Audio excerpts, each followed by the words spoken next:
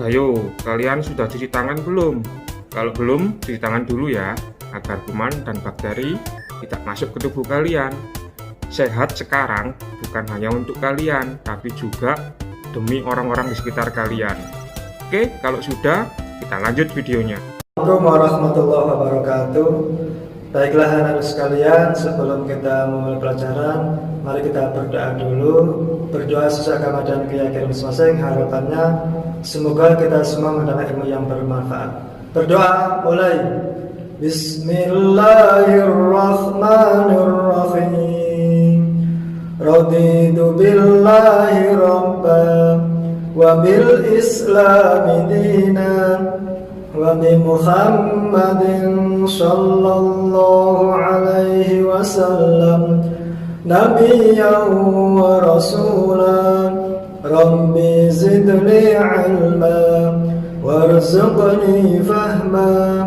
Rabbi shrah li sadri wa yassir li amri wahlul 'uqdatam min lisani yafqahu qawli. Amin ya rabbal alamin. Assalamualaikum warahmatullahi wabarakatuh. Baiklah, Nana, kali ini kita akan menjelaskan tentang menulis laporan sederhana. Oke. Menulis laporan sederhana sini yaitu dalam bahasa Inggrisnya berarti writing simple report. Di sini kita bahas dulu tentang manfaat dari menulis laporan. Manfaat dari menulis laporan, yang pertama yaitu definisi dari laporan itu sendiri. Oke.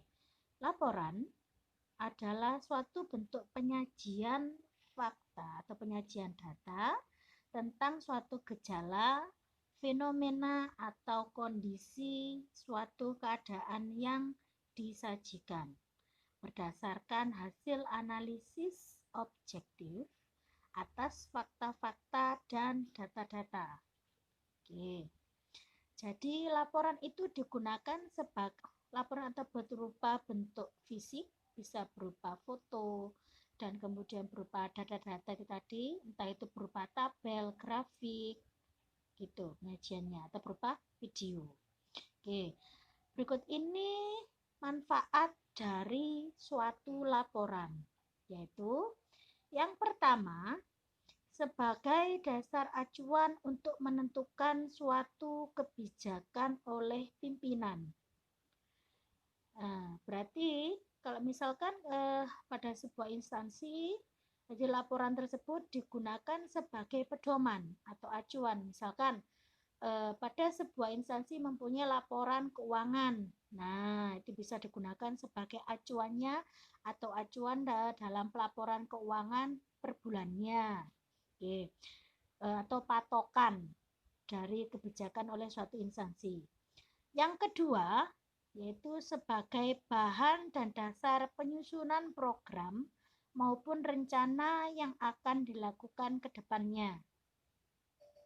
Jadi pada suatu instansi, kalau misalnya ada laporan, yaitu bisa digunakan sebagai bahan dan dasar penyusunan program apabila mereka misalkan mempunyai program untuk katakanlah kita buat sebuah sekolah mempunyai program MPLS atau penerimaan siswa baru. Nah, itu ada penyusunan program tahunannya atau program pada saat pembuatan laporannya yang dipakai untuk penyusunan MPLS yang berisi tentang daftar kegiatan atau siapa pematerinya, kemudian materi apa saja yang disajikan, tuh seperti itu.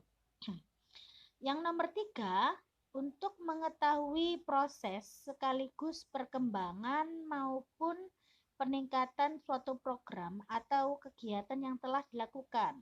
Oke, dari laporan itu tadi kita tahu pencapaian-pencapaian mana yang belum kita capai atau program-program yang belum dilakukan. Nah, bisa dilihat dari laporan yang sudah dituliskan tadi atau yang sudah diketikkan tadi.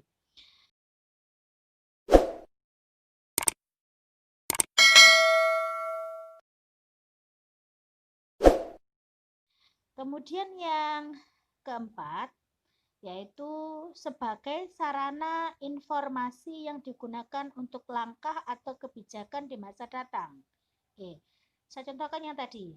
Untuk sebuah negara atau misalkan sebuah instansi mempunyai laporan keuangan, pastinya mempunyai laporan keuangan. Nah, dari laporan itu tadi bisa digunakan sebagai informasi, oh ini dana yang dihabiskan ini jumlahnya berapa, income-nya berapa, kemudian outcome-nya atau pengeluarannya berapa, dan kemudian dihabiskan untuk apa saja. Nah, apakah bisa nanti kedepannya nanti bisa untuk hemat lagi atau bagaimana. Nah, bisa digunakan untuk langkah-langkah untuk kebijakan di masa datang.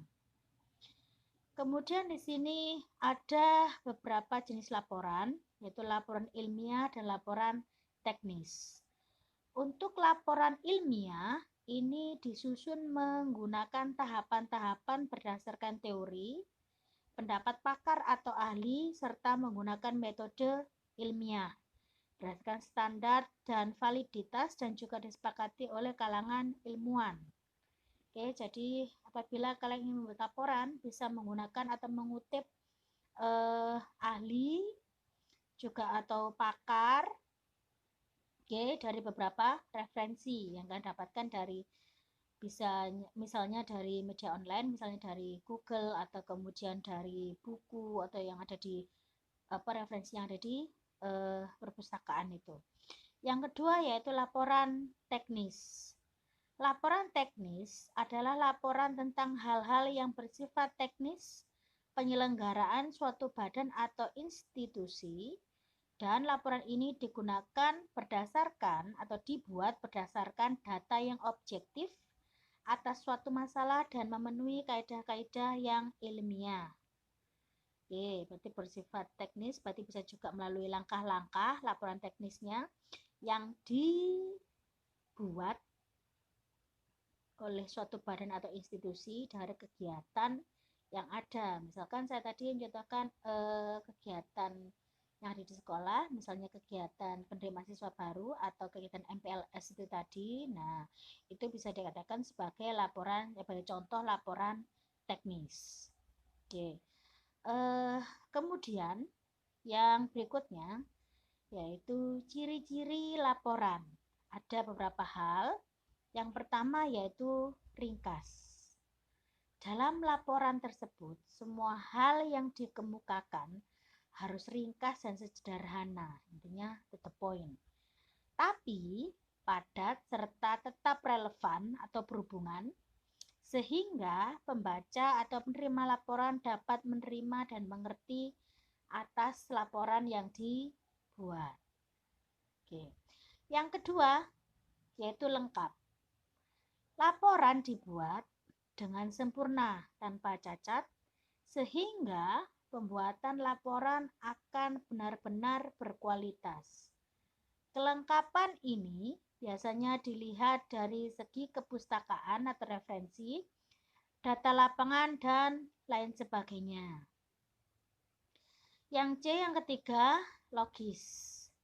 Laporan dianggap logis jika keterangan yang dikemukakannya dapat ditelusuri alasan-alasannya yang masuk akal dan tidak bersifat khayalan, sehingga memenuhi kaidah-kaidah ilmiah dan dapat diterima dengan baik oleh khalayak. Yang keempat atau yang D yaitu sistematis. Laporan tersebut dianggap sistematik apabila laporan itu disajikan secara tersusun, seperti step by step atau melalui tahapan-tahapan, dan komprehensif, yaitu bisa dipahami menggunakan bahasa yang mudah dimengerti. Kalau misalnya dia laporan bahasa Indonesia, berarti menggunakan bahasa Indonesia yang baik dan benar sesuai EYD. Kalau misalnya dia laporan bahasa Inggris, tentunya berarti menggunakan ejanya disempurnakan. Bisa menggunakan bahasa Inggris yang disempurnakan yaitu British English. Oke. Kemudian juga tetap berkaitan satu sama lain. Oke. Untuk bagian-bagian laporannya, oke, kita lanjutkan di pertemuan berikutnya. Salam olahraga, salam sehat. Jangan lupa memakai masker setiap kali berkegiatan di luar rumah. Dan gunakan masker untuk menutupi hidung dan mulut kalian. Contohnya seperti ini. Oke guys. Bagaimana dengan pembelajaran hari ini? Sukses selalu, tetap semangat. Jangan lupa jaga kesehatan, pakai masker, selalu cuci tangan, dan jangan lupa jangan keluyuran kemana-mana. Tetap di rumah saja, bantu orang tua. Jangan lupa ibadah.